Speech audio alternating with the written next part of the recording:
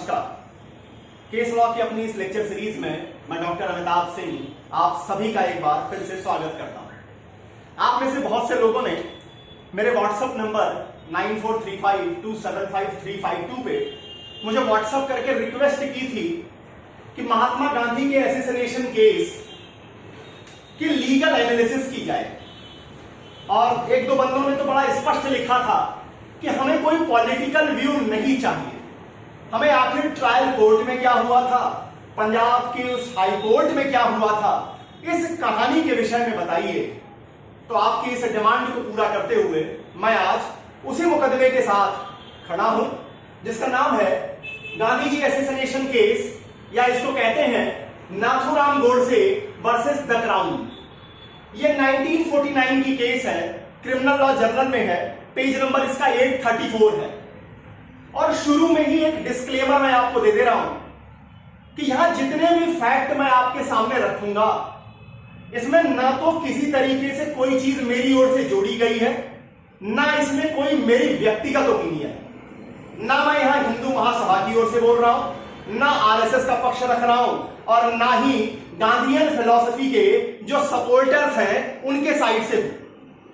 मेरा सिर्फ इतना यहां पर रोल है कि आखिर ट्रायल कोर्ट में हुआ क्या था, यह पूरी घटना कैसे चली थी, इसका षड्यंत्र कहां बना था, किस तरीके से लोग दिल्ली आए थे, कैसे घटना हुई थी, कौन कौन लोग शामिल थे, किनको डेथ पेनाल्टी मिली, किनको लाइफ इंप्रिजनमेंट मिली और किनको सरकार ने बाइज्जत बरी कर दिया। इस कहानी के जितने मुख्य पात्र हैं उन सारी चीजों को लेकर आपके सामने रखने का प्रयास है मेरा। शुरू करते हैं गांधी जी असैसिनेशन केस, मतलब Nathuram Godse versus the crown. देखिए, हम सभी जानते हैं कि 30 जनवरी 1948 की शाम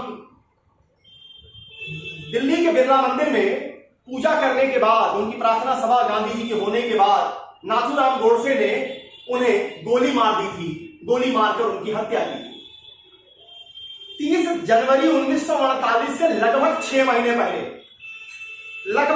महीने पहले ही नाथूराम गोडसे पब्लिक मीटिंग्स में और अपने प्राइवेट जो भी लोग उनसे मिलते थे वहां पर वो अपनी मंशा स्पष्ट कर चुके थे या लगातार कर रहे थे कि वो गांधी की हत्या करना चाहते हैं। क्यों ऐसा? देखिए, भारत और पाकिस्तान के रूप में जब इस देश का बंटवारा हुआ तो बहुत बड़ी जनसंख्या आज भी हमारे देश में है जो उस घटना के लिए गांधी जी को जिम्मेवार मानते हैं और उस समय भी मानते रहे। नाथूराम गोडसे उनमें से ही एक व्यक्ति रहा जिन्होंने हमेशा ये सोचा, जिनका हमेशा ये मानना रहा, सोचने से ज्यादा कहिए मानना रहा, कि गांधी जी ने अपना पूरा जीवन फंडामेंटलिस्ट मुस्लिम्स को प्रोटेक्ट करने में बिताया है। और ये जो प्रोटेक्शन उन्होंने मुस्लिम्स को दी है ये हिंदुओं के वेलफेयर की कीमत पे दी है, ऐसा नाथूराम गोडसे का मानना था। जब आप मराठी साहित्य को देखेंगे तो वहां एक नाटक भी आपको दिखाई देगा जिसमें एक पात्र निकल के आता है जो नाथूराम गोडसे के रूप में है, और वो ये कहता है कि इस बंटवारे के रूप में जो लाखों हिंदुओं का कत्ल हुआ, जो माताओं बहनों के साथ बलात्कार हुए, और जो 55 करोड़ रुपया पाकिस्तान को देने की गलती गांधी कर रहे हैं, इसकी सजा उन्हें मिलनी होगी, इसकी सजा उन्हें भुगतनी होगी। ये उस नाटक में आया है। नाटक में आने का मतलब कि कहीं ना कहीं ये उस दिमाग को दिखा रहा था जो नाथूराम गोडसे और उनके सहयोगी सोच रहे थे। अब आइए कहानी के हिस्से की ओर जहां से मेन कहानी शुरू होती है। तारीख है 13 जनवरी 1948। 13 जनवरी 1948। गांधी जी ने हमेशा एक तरीके का इस्तेमाल किया पूरी आजादी की लड़ाई में। जब उनकी बात नहीं सुनी जाती रही वो उपवास पे बैठ जाते रहे। 13 जनवरी 1948 को भी गांधी जी ने दोपहर 12 बजे के बाद उपवास शुरू कर दिया। इस बार वो उपवास क्यों कर रहे थे? इस बार वो उपवास इस उद्देश्य से कर रहे थे कि भारत सरकार जो उस समय रिजर्व बैंक ऑफ इंडिया की कैपिटल था वो 375 करोड़ का था। गांधी जी ये चाहते थे कि इस 375 करोड़ में से 55 करोड़ रुपए पाकिस्तान को मोरल ग्राउंड पर दे दिए जाएं। क्योंकि हिंदुस्तान पाकिस्तान दो देश निकल के आए, पाकिस्तान अभी पैदा ही हो रहा था, तो इसलिए गांधी जी ये चाहते थे कि मोरल सपोर्ट करने के लिए ये हमारी मोरल रिस्पॉन्सिबिलिटी बनती है कि हम उन्हें 375 करोड़ रुपए में से 55 करोड़ रुपए उनकी आबादी के हिसाब से सारी चीजों को देखकर जो उन्होंने निकाला वो उन्हें प्रदान कर दिए जाएं, दे दिए जाएं। और इसको लेकर के वो उपवास पे बैठ गए 13 जनवरी 1948 को। अब इस उपवास के तीसरे दिन मतलब 15 जनवरी 1948। अब 15 जनवरी 1948 को भारत सरकार, government of India, Gandhi ji के इस प्रपोजल पर अपनी सहमति दे देती है कि ठीक है, हम पाकिस्तान को तत्काल 55 करोड़ रुपए देने को तैयार हैं। अब आप कहेंगे कि जब गांधी जी की मांग पूरी हो गई तो गांधी जी को अपना उपवास तोड़ देना चाहिए था, लेकिन गांधी जी ने अपना उपवास नहीं तोड़ा, क्योंकि गांधी जी के उपवास का एक और उद्देश्य था। वो क्या था? वो उद्देश्य था उस समय हिंदू और मुसलमानों के बीच में जो वैमनस्यता थी, जो वैर भाव था, जो शत्रुता की भावना थी, उसे समाप्त करना था, शांति की स्थापना का उद्देश्य था। इसको लेने के कारण, इसको रखने के कारण उन्होंने अपना उपवास बंद नहीं किया। अब आइए, उसी 13 जनवरी 1948, ध्यान दीजिएगा जिस दिन से यह उपवास शुरू हुआ है, 13 जनवरी 1948 को रात में उसी बिरला मंदिर के सामने, बिरला मंदिर के ही फ्रंट गेट पर सिख और हिंदू शरणार्थियों ने प्रदर्शन शुरू किया। वो प्रदर्शन कर रहे थे और प्रदर्शन जब उनका चल रहा था, इस बीच में पंडित जवाहरलाल नेहरू गांधी जी से मिलने जाते हैं। और पंडित नेहरू जब गांधी जी से मिल करके वापस अपनी कार में जैसे ही बैठे थे, उन्हें एक स्लोगन सुनाई दिया जो वो शरणार्थी बार बार यूज कर रहे थे, blood for blood, let Gandhi shed die. मतलब वो ये कह रहे थे खून का बदला खून और गांधी को मारना होगा। इस नारे को सुन करके पंडित नेहरू अपनी कार से बाहर आते हैं और आकर भीड़ के सामने कहते हैं कि जो गांधी को गोली मारना चाहता है, जो गांधी की हत्या करना चाहता है, उसे पहले मेरी हत्या करनी होगी। ये सुनने के बाद भीड़ तितर बितर हो जाती है, लोग वहां से हट जाते हैं। उस समय के नेताओं का एक स्ट्रक्चर आपको दिखाई देगा कि ऐसी भीड़ के सामने जो आक्रोशित हो, इस तरफ फ्रंट पे आकर के पंडित जवाहरलाल नेहरू हो या सरदार वल्लभ भाई पटेल, इस तरीके का मादा दिखाना, हिम्मत दिखाना, वो एक अलग ही नजीर है। तो वहां पर अगले दिन के जो सुबह के समाचार पत्र थे, जितने भी समाचार पत्र थे, वो सारे नॉर्थ वेस्ट फ्रंटियर प्रोविंस से भारत लौट रहे हिंदू और सिख रिफ्यूजीज के निर्मम हत्याओं के, मां बहनों के साथ बलात्कारों के समाचार से भरे हुए थे। इनको लेकर गांधी बहुत दुखी थे और गांधी जी ने एक बात कही भी अपनी प्रार्थना सभा में, I want to live to see the Pakistan not on paper, not in the orations of Pakistan orators, but in daily life of each and every Pakistani Muslim. The fast is a bid for nothing less. यहां पर गांधी जी अपने प्रार्थना सभा में उन्होंने कहा कि मैं पाकिस्तान को पाकिस्तान के स्लोगन्स में नहीं सुनना चाहता, पाकिस्तान को पेपर में नहीं देखना चाहता।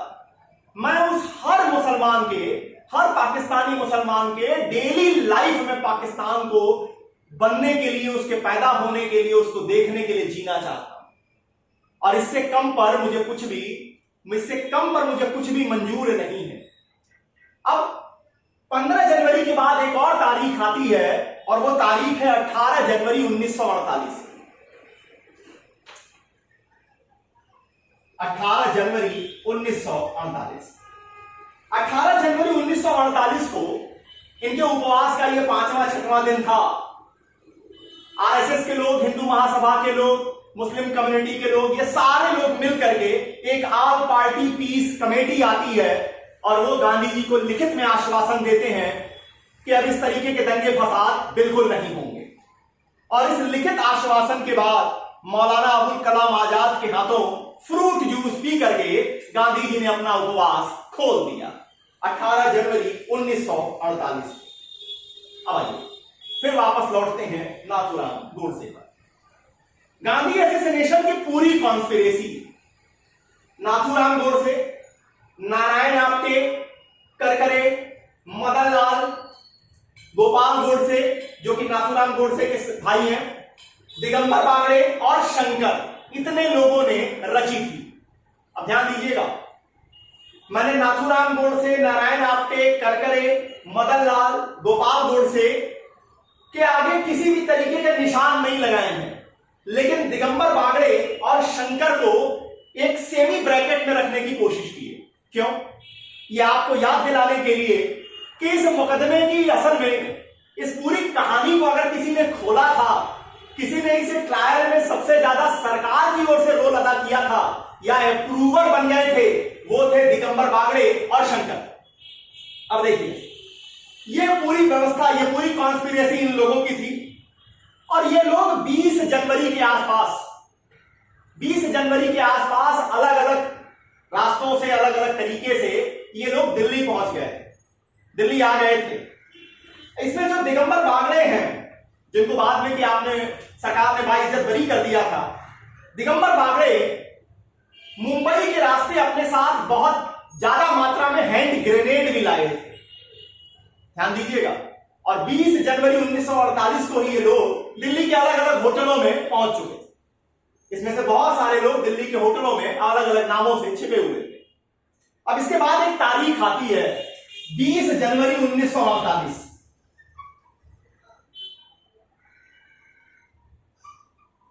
हम सभी जानते हैं गांधी की हत्या 30 जनवरी को हुई। 30 जनवरी 1948 को गांधी की हत्या हो गई, लेकिन 20 जनवरी 1948 को मैं क्यों हाईलाइट कर रहा हूं, समझिए। 20 जनवरी 1948 को मदन लाल पहवा एक व्यक्ति हैं जिन्होंने गांधी जी के प्रेयर के दौरान गन कॉटन एक्सप्लोजन किया। मतलब जब गांधी जी शाम की पूजा कर रहे थे उस समय उन्होंने गन कॉटन एक्सप्लोजन किया था 20 जनवरी 1948 को। 30 जनवरी को गोली मारी गई, उससे 10 दिन पहले एक असफल प्रयास किया गया था 20 जनवरी 1948 को, और इसे करने वाले थे मदन लाल पहवा। यह प्रयास असफल हो गया, गांधी जी बिल्कुल सुरक्षित थे। अब करकरे ने, यही करकरे जो यहां है, करकरे ने नारायण आप्टे को पूना में 25 जनवरी 1948 को एक टेलीग्राम भेजा। क्या टेलीग्राम में लिखा था? बोथ कम इमीडिएटली, जितनी जल्दी हो वो अभी तुरंत के तुरंत दोनों पहुंचो। दोनों मतलब कौन कौन? नारायण आप्टे और नाथूराम गोडसे, दोनों दिल्ली पहुंचो। इसके बाद की कहानी 30 जनवरी 1948 को हुई। लेकिन देखिए, कहा जाता है कि महापुरुषों को अपनी मौत का आभास थोड़ा पहले हो जाता है, और कुछ ऐसा ही मोहनदास करमचंद गांधी जी के साथ हुआ। 29 जनवरी 1948 की शाम अपनी पूजा समाप्त करने के बाद गांधी जी उस समय काफी ज्यादा कफ की समस्या से परेशान थे। उन्होंने अपने अटेंडेंट प्यारे लाल से यह कहा कि प्यारे लाल, इस समय जितने कफ की समस्या से मैं परेशान हूं, मैं अपने ईश्वर, जिसे वो हमेशा राम कह के पुकारते थे, मैं अपने ईश्वर से प्रार्थना करता हूं कि कोई एक व्यक्ति बंदूक से मेरे सीने में गोली उतार दे, मैं उस आदमी का बिना विरोध किए ये शरीर त्याग कर चला जाऊंगा और ये मेरी मुक्ति का मार्ग होगा। ध्यान दीजिएगा, ये बात जो उन्होंने प्यारे लाल से कही वो 29 जनवरी 1948 को कही है, और 30 जनवरी 1948 की शाम की पूजा के बाद नाथूराम गोडसे ने उन्हें गोली मार दी। उन्होंने कोई विरोध नहीं किया वास्तव में, और उनकी मौत हो जाती है। अब इस घटना के बाद जैसे ही 30 जनवरी 1948 को गोली मारी गई, इसके बाद नाथूराम गोडसे अरेस्ट कर लिए गए, तुरंत तत्काल मौका वारदात से अरेस्ट कर लिए गए और उन्हें दिल्ली पार्लियामेंट स्ट्रीट पर स्थित पुलिस स्टेशन ले जाया गया। इसके बाद इन्हें मजिस्ट्रेट के सामने पेश किया गया। मजिस्ट्रेट के सामने पेश होने के बाद ये जेल गए। और जो बाकी एक्यूज थे, नारायण आप्टे, करकरे, मदन लाल, गोपाल गोडसे, दिगंबर बागड़े और शंकर, इन्हें भी अरेस्ट कर लिया गया। लेकिन ये उस समय मौका वारदात से नहीं अरेस्ट हुए थे, ये बता दें आप। अब इसके बाद एक तारीख इंपॉर्टेंट आती है, 27 मई 1948। ध्यान दीजिएगा, 27 मई 1948 क्या हुआ था इस दिन? इस दिन लाल किले में इस मुकदमे का ट्रायल शुरू हुआ था। और जज कौन थे? स्पेशल जज थे आत्मचरण। ये स्पेशल जज के सामने इनका ट्रायल शुरू किया गया। अब जब ये ट्रायल शुरू हुआ तो इस ट्रायल का कंक्लूजन ये निकल के आया था कि ये सारे लोग, जितने लोग हैं, वो नाथूराम गोडसे, नारायण आप्टे, करकरे, मदन लाल, गोपाल गोडसे, दिगंबर बागड़े और शंकर, के सभी लोग इस षड्यंत्र में, गांधी जी की हत्या के षड्यंत्र में शामिल थे। अब यहां ध्यान दीजिएगा, इस मुकदमे में ट्विस्ट लाने की कोशिश नाथूराम गोडसे ने की थी। नाथूराम गोडसे ने इस पूरी घटना की जिम्मेवारी अकेले अपने सर पे ली। उन्होंने कहा कि नहीं साहब, मेरे साथ कोई नहीं है, न नारायण आप्टे है, न करकरे है, न मदन लाल है, न गोपाल है, न दिगंबर बागड़े है, न शंकर। ये हत्या मैंने खुद की है, मैं जिम्मेवार। हमारे बीच में कोई कॉन्स्पिरेसी नहीं है। लेकिन उनका ये प्रयास सफल नहीं हुआ, क्योंकि इतने लोगों में से जो दिगंबर बागड़े और शंकर थे, ये अप्रूवर बन जाते हैं, ये सरकार के साइड में जाके खड़े हो जाते हैं। और इन्होंने पूरी विवेचना जो 6 महीने से चल रही थी, पीछे जो पिक्चर आ रही थी, उसको उन्होंने स्पष्ट कर दिया। अब देखिए, अब यहां पर मुद्दा आया कन्विक्शन का, सजा देने का। तो ट्रायल कोर्ट ने अलग अलग सजाएं दी हैं। किसको किसको क्या मिला? यहां नाथूराम गोडसे और नारायण आप्टे को कैपिटल पनिशमेंट मिला। सीपी लिख दे रहा हूं, सीपी का मतलब कैपिटल पनिशमेंट, मतलब मौत की सजा मिली, फांसी की सजा मिली। किसको किसको? नाथूराम गोडसे को और नारायण आप्टे। अच्छा, और देखिए, दिगंबर बागड़े और शंकर को एक्विटल कर दिया गया, मतलब इन्हें बाइज्जत बरी कर दिया गया। अब क्यों बाइज्जत बरी किया गया वो आप अच्छे से समझ रहे हैं कि ये सरकार के साइड में खड़े हो गए, सरकारी गवाह बन गए, तो सरकार ने यहां पर ये इनके साथ डील कर ली कि हम आपको छोड़ देंगे, आप जो है सारी कहानी बता दीजिए। इन्होंने सारी कहानी बता दी। बाकी कौन कौन बचे? बाकी बचे करकरे, मदन लाल, गोपाल गोडसे। इनको क्या मिला होगा? इनको मिला आजीवन कारावास, लाइफ इंप्रिजनमेंट। इनको मिला लाइफ इंप्रिजनमेंट।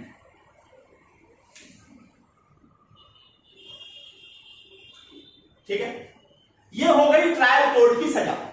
ट्रायल कोर्ट में 2 लोगों को मिला फांसी, नाथूराम गोडसे और नारायण आप्टे को। 3 को मिला लाइफ इंप्रिजनमेंट और 2 लोगों को बाइज्जत बरी कर दिया गया। इस फैसले के खिलाफ, इस सजा के खिलाफ पंजाब कोर्ट में, पंजाब की हाई कोर्ट में अपील फाइल की गई। अपील में जज कौन कौन बैठे? अपील में 3 सदस्यीय खंडपीठ थी और जजेस के नाम थे जस्टिस अच्चूराम, जस्टिस भंडारी और गोपाल दास खोसला। ये 3 लोगों की खंडपीठ ने ट्रायल कोर्ट की दी हुई सजा को बरकरार रखा और अपील को डिसमिस कर दिया।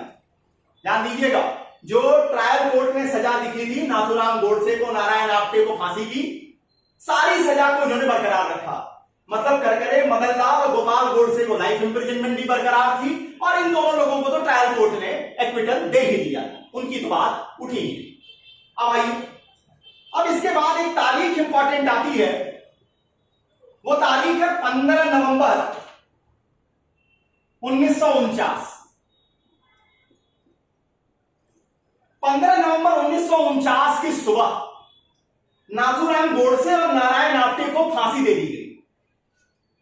लेकिन यहां पर जब मैं इस पूरी केस की स्टडी कर रहा था, इस हाईकोर्ट की डिसीजन और बाकी जेल कमेटी की रिपोर्ट और जो इन्वेस्टिगेशन की जो रिपोर्ट पब्लिश हुई, उसमें एक लेटर मेरे हाथ लगा, एक वसीयत मेरे हाथ आई, जो वसीयत नाथूराम गोडसे के द्वारा लिखी गई थी और वो थी 14 नवंबर 1949 की शाम में।